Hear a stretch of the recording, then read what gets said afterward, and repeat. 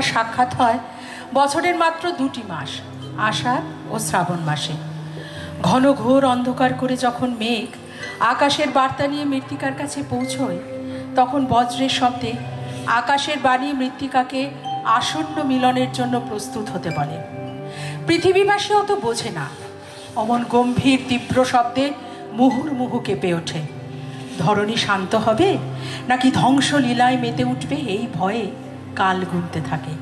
কিন্তু প্রকৃতি এই ভয়ানক তাণ্ডবের মধ্যে আকাশ মৃত্তিকার মিলনের দিকে তাকিয়ে থাকে।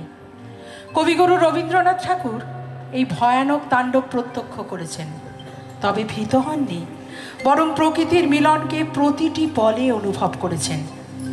আসুন কবিগুরুর রচনায় একটি ভয়ানক রসের নৃত্য দেখি।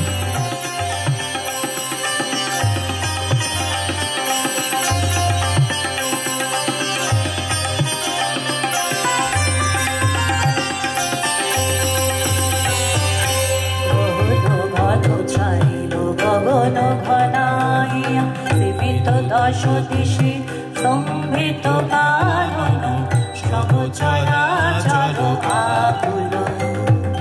কি হবে কে জানে, কি হবে কে জানে। ঘোরা রজনী দেখো ললনা ভয় বিভলা গগন ঘন ছাইল গগন ঘনাইয়া দশ দেশে স্তম্ভিত কানন সব চরাচর আকুল।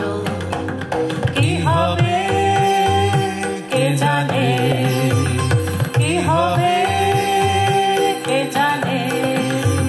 ঘোরা রজনী দেখো ললনা ভয় বিভলা গগন ঘন ছাইল গগন ঘনাইয়া।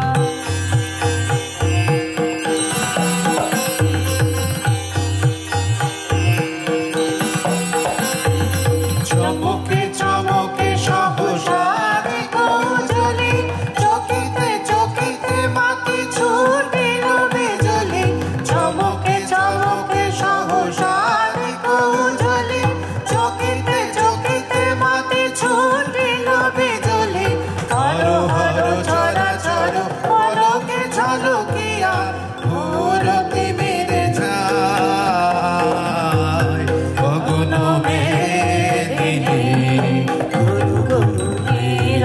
গরজন স্তব্ধ আধার ঘুমাইছে। সহসা উঠিল জেগে প্রচণ্ড সমীরণ, সহসা উঠিল জেগে প্রচণ্ড